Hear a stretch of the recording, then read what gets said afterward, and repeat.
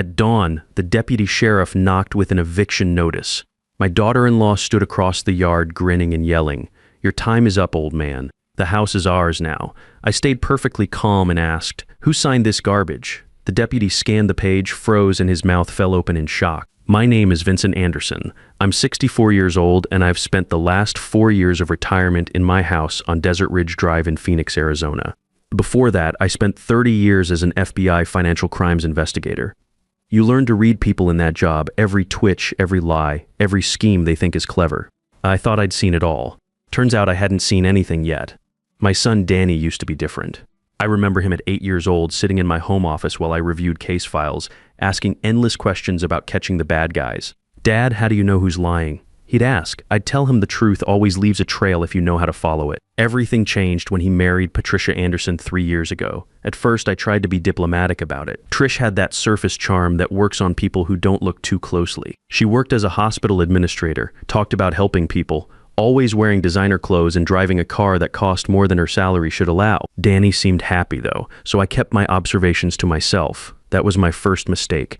The second mistake was trusting my daughter-in-law when she started visiting more frequently last fall. She'd drop by with papers asking me to sign insurance updates or estate planning documents. I'm an FBI investigator, was an FBI investigator, and I should have read every word, but she was family now, so I'd glance at the headers, see official-looking letterhead, and sign where she pointed. Her accomplice Gregory Martinez would hover nearby, always checking his phone, always asking casual questions about my savings, my pension, the house's value. I noticed things, of course, the way Trish's eyes would flicker toward Gregory before she answered my questions, how she'd started calling me Vincent instead of Dad like she used to, the expensive handbag she carried that costs more than most people's monthly mortgage. But I'm 64, not senile, and I've investigated enough con artists to recognize the pattern. I just never thought I'd see it in my own living room. The morning it all came apart started like any other Tuesday.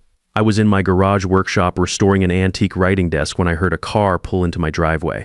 Then came the knock. Official, measured, the kind law enforcement learns at the academy. I opened the door to find a deputy sheriff standing on my porch, looking uncomfortable in the early Arizona heat. He was young, maybe mid-30s, with the rigid posture of someone who takes his job seriously. "Sir, I'm Deputy Carlos Martinez. I'm here to serve you with an eviction notice." For a moment, I just stared at him. Then I saw them, Trish and Gregory, standing beside their car across the street. Gregory had his phone out recording. When he saw me looking, he grinned and shouted loud enough for the whole neighborhood to hear, "Your time's up, old man. The house is ours now." Trish stood beside him, saying nothing. She wouldn't even look at me. I turned back to Deputy Martinez, keeping my voice level. "May I see the documents, please?" He handed me a manila folder, his expression apologetic. "Sir, I'm just doing my job. I understand, Deputy." I opened the folder and everything inside me went cold. It was a quitclaim deed supposedly signed by me, transferring full ownership of 4251 Desert Ridge Drive to Patricia Anderson and Gregory Martinez, dated May 15th, notarized. Everything looked official, everything except 3 things that screamed fraud to anyone who knew what to look for. First, the seal. It was positioned at a 15-degree angle. I'd been signing legal documents for 3 decades, and I never, not once, placed my seal anywhere but perpendicular to my signature line. Second, the signature itself. Close but not quite right. The loop on my V was too wide, and I always crossed my T's with a slight upward flourish. This didn't have it. Third, the seal was my old one. I'd updated my official seal 2 years ago after moving my home office. This was the design I'd stopped using in late 2022. I looked up at Deputy Martinez, really looked at him for the first time. His face was familiar in that way young faces sometimes are when you've been in public service long enough. Then it clicked.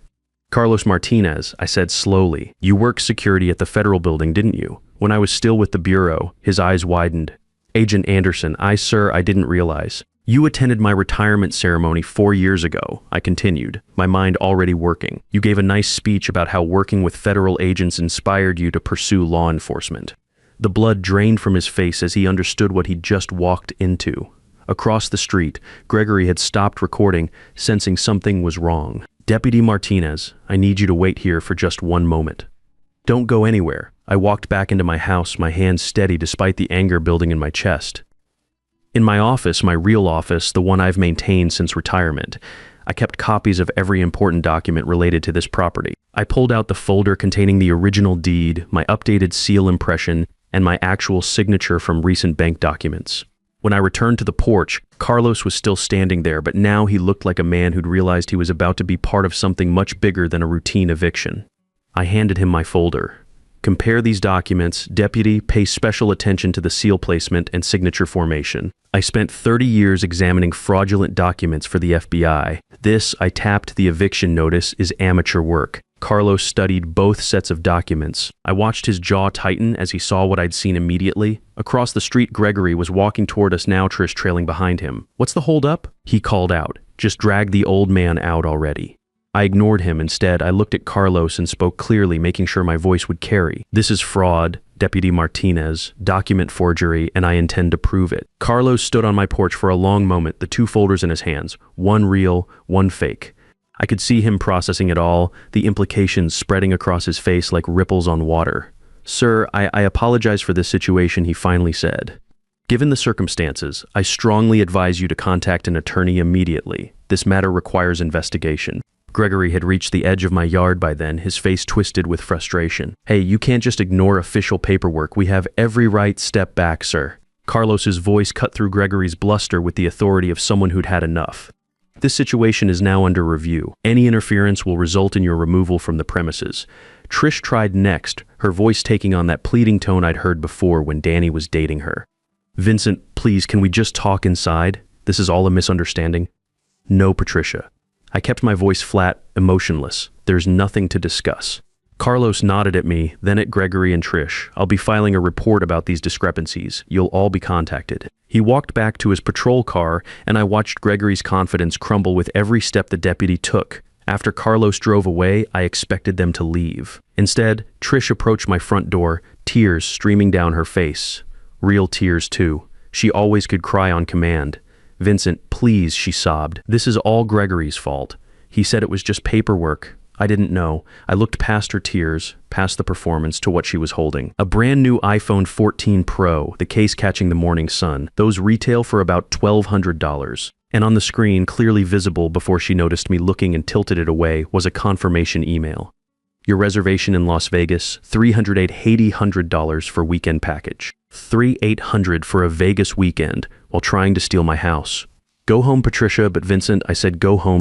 I stepped back and closed the door, locked it, stood there listening to her cry on my porch for another minute before Gregory called her back to the car. Only when I heard them drive away did I allow myself to feel the full weight of what my daughter-in-law had tried to do. I walked through my house.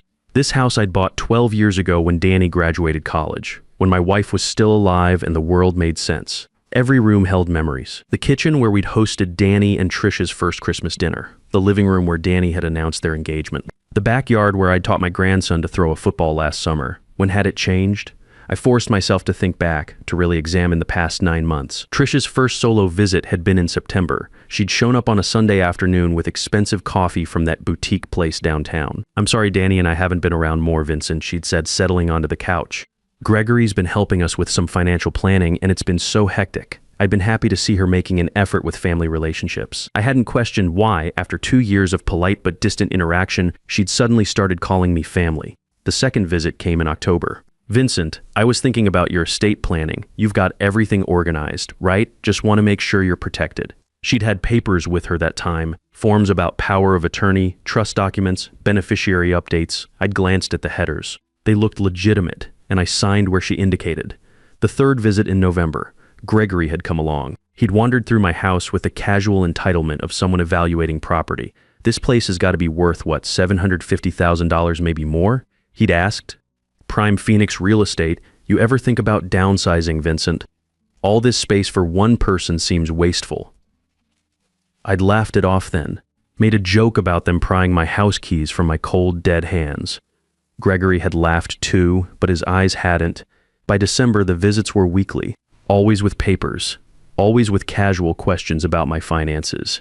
January brought more sophisticated documents. February saw Gregory taking photos of rooms for insurance purposes. March, they started bringing potential contractors to help with maintenance. Now I understood. Every visit, every document, every casual question, they'd been building toward this. The forged deed was just the final piece of a 9-month campaign. I pulled out my phone and scrolled to a name I hadn't called in years.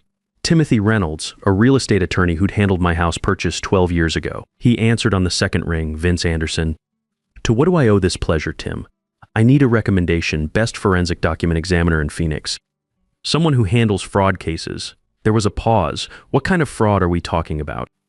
The kind involving forged property deeds and family members who think a retired FBI agent won't notice amateur hour. Another pause, longer this time, Catherine Wilson. Former bureau document analyst, now private sector. She's expensive, but she's worth every penny. Handles this kind of thing regularly. I'll text you her number. Thanks, Tim, Vince, whatever's happening. Be careful, family cases get messy fast. I hung up and looked at my house again. My house, the one I'd paid off 5 years ago through careful planning and living below my means, the one where I'd raised my son, taught him right from wrong, showed him what integrity looked like. And my daughter-in-law had tried to steal it. I felt my old investigative instincts kicking in. I'd spent 3 decades watching people try to game the system, manipulate documents, exploit trust. I'd seen every trick, every scheme, every desperate play. They wanted to play games with an FBI agent who'd spent 30 years dealing with financial crimes. All right then, I said quietly to my empty living room, to the house that was still mine, to the future I was about to reclaim. Let's see how this plays out. The next morning, I had my first meeting with Catherine Wilson. Her office occupied the 3rd floor of a glass building on Central Avenue, the kind of place that charged by expertise rather than square footage. The receptionist offered coffee while I waited, which I accepted. Catherine herself was younger than I expected, maybe 45, with the kind of sharp competence that comes from years of catching liars through their paperwork. We shook hands and she gestured me to a chair across from her desk. Agent Anderson, Tim Reynolds spoke highly of you. Just Vince now. Haven't carried the badge in 4 years. Once bureau, always bureau in my book. She opened the folder I'd sent ahead.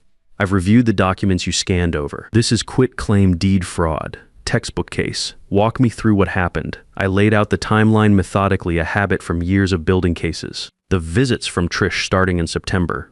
Gregory's questions. The gradual escalation through the winter months. The morning Deputy Martinez appeared at my door. When I described spotting the forged seal angle and outdated design, Catherine leaned forward. You caught that immediately. I signed thousands of documents over 30 years. You develop an eye for these things. She smiled, the kind of smile investigators give when they realize they're working with someone who understands the game. This makes my job considerably easier. The deed is dated May 15th, allegedly notarized by Michelle Rodriguez. Have you contacted her? Not yet. Thought I'd wait for professional guidance. Smart. Let's visit her together this afternoon. If the notarization is legitimate, we have one problem. If it's forged, or if documents were switched, we have a federal case. 3 hours later, we sat in Michelle Rodriguez's modest office on Indian School Road. She was a woman in her early 40s who'd been notarizing documents in Maricopa County for 15 years. She knew me by reputation from my bureau days. When Catherine showed her the quitclaim deed, she put on reading glasses and studied it carefully. That's my seal, she said slowly, or rather, it looks like my seal. She turned to her computer, pulling up digital records, May 15th. Yes, I notarized a document that day for Patricia Anderson, but it was a power of attorney for healthcare decisions, not a quitclaim deed. The silence in that office felt heavy. You're certain? Catherine asked. Absolutely. I log every document. Look, here's my entry. Power of attorney for medical decisions, standard form. She said it was in case her father-in-law had a health emergency. Michelle's face had gone pale. Someone used my seal on a different document, or switched documents after you notarized one of them, Catherine said. Either way, this is forgery. We left with a sworn statement from Michelle and copies of her records. In Catherine's car, I stared out the window at Phoenix traffic, my mind working through the implications. They planned this for months, I said. Every visit, every paper she asked me to sign. They were setting up the infrastructure. Most fraud happens over time, Catherine agreed. The question is what else they might have attempted. I'd recommend we dig deeper into Patricia and Gregory's finances. If they're desperate enough to forge property documents, there's usually more beneath the surface. She gave me her retainer agreement. $50,000, which I paid that evening via bank transfer. 2 days later, Catherine delivered her preliminary report. She spread documents across my dining table while I made coffee. The Arizona sun streamed through my kitchen windows as she laid out the extent of the betrayal. Gregory Martinez lists himself as a financial consultant, but there's no registered business, no clients we can identify. What there is, however, is a pattern of cash deposits into Patricia's accounts, ranging from $5,000 to $15,000 each, totaling about $85,150 over the past year. I felt something cold settle in my stomach. Where's the money coming from? Best we can tell, various casinos around Phoenix and Las Vegas. Patricia has a serious gambling problem, Vince. She's been funding it through cash advances on credit cards, but those are maxed out now. Your house was their escape plan. Catherine pulled up bank statements on her laptop. Look at this pattern. Every Friday, she drives to Talking Stick Casino. Sometimes she wins, usually she loses. When she wins, the money goes to luxury purchases. When she loses, she takes cash advances. The picture became crystal clear. They'd forge the deed, sell my house quickly, use the money to pay off Patricia's gambling debts, and disappear before I could prove fraud. There's one more thing, Catherine said quietly. I found evidence Gregory's been meeting with potential buyers for your property. He's already promised it to a cash buyer for $70,000 below market value for a quick sale, when the sale was scheduled for next week. If Deputy Martinez hadn't shown up when he did, you would have been homeless before you knew what hit you. That evening, I was in my workshop when my phone rang. Danny's name appeared on the screen. Dad? His voice was strained, confused. Trish is crying. She says there's been some misunderstanding about legal papers. What's going on? I looked at the half-restored desk on my workbench. Son, your wife tried to steal my house. Silence on the other end. Dad, that's impossible. Trish wouldn't, Danny. I've got forensic evidence. She forged documents. She and Gregory Martinez planned this for months. Gregory's just helping us with financial planning, and Trish has been trying to help you get organized. She's been setting me up to be robbed. More silence. Then, Dad, maybe you're confused. Maybe you signed something and forgot. That's when I knew how deep the manipulation went. Danny, I'm going to send you something. Financial records, document analysis, the whole story. Look at it with your own eyes. Dad, I can't take sides against my wife based on... I'm not asking you to take sides. I'm asking you to look at the evidence. After I hung up, I realized this was going to be harder than I thought. They hadn't just tried to steal my house.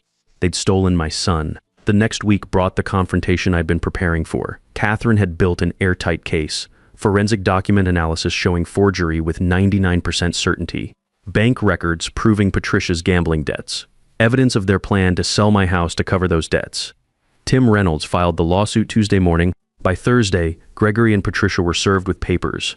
By Friday, they'd hired William Jackson, one of Phoenix's most aggressive defense attorneys. The preliminary hearing was scheduled for the following Monday. I walked into that courtroom like I'd walked into federal courtrooms for 30 years. This was my element. This was where truth separated from lies. Judge Alexander Foster presided. I didn't know him personally, but his reputation was solid. Fair, thorough, no patience for games. Jackson went first, painting a picture of confused elderly man and devoted family trying to help with estate planning. He produced photos of happier times, holiday dinners, family gatherings. He suggested I'd sign the documents willingly and was now suffering from memory issues. Your Honor, my clients Patricia and Gregory Martinez simply tried to help Mr. Anderson organize his affairs. The quitclaim deed was signed as part of estate planning discussions that lasted several months. Now suffering from understandable age-related confusion, he's accusing his own family of fraud. I kept my expression neutral, but inside I was cataloging every word. Age-related confusion. This was his angle. Then Catherine presented our case, document by document, signature by signature. She methodically destroyed their story. The forged seal, the switched notarization, the gambling debts, the planned quick sale. Your Honor, I'd like to submit Exhibit A forensic document analysis conducted by Thomas Wheeler, certified examiner with 25 years of experience. Mr. Wheeler's analysis conclusively demonstrates that the signature on the quitclaim deed was forged. The pressure points, the pen strokes, the letter formations, all inconsistent with Mr. Anderson's authentic signature. Probability of forgery, 99%. Jackson shot to his feet. Objection, Your Honor. We haven't had the opportunity to examine this expert's credentials. Mr. Wheeler's credentials are attached to his report, Mr. Jackson. Sit down. Judge Foster was already reading the analysis, his expression growing colder with each page. Catherine continued. Exhibit B sworn testimony from Michelle Rodriguez, the notary whose seal appears on the document. Ms. Rodriguez's records show she notarized a power of attorney on the date in question, not a quitclaim deed. Someone substituted documents after notarization. I watched Patricia's face. The color was draining from it slowly like water leaving a bathtub. Beside her, Gregory had stopped taking notes. Exhibit C, bank records showing Patricia Anderson's gambling activities totaling $85,000 in losses over the past 12 months. The defendants needed Mr. Anderson's property to cover these debts. Then came the audio recordings. Catherine's voice was calm, almost clinical. Exhibit D. Legally obtained recordings of conversations between the defendants discussing the planned sale of Mr. Anderson's property. Gregory's voice filled the courtroom. Once we get the house, we need to move fast, sell it before he can fight back.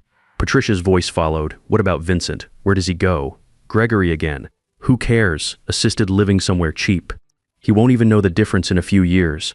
The courtroom erupted in murmurs. I watched Gregory's face drain of color. Patricia put her head in her hands. Even Jackson looked like he'd been gut-punched. These are not confused children trying to help an aging parent, Catherine said quietly. These are criminals who planned for months to defraud Mr.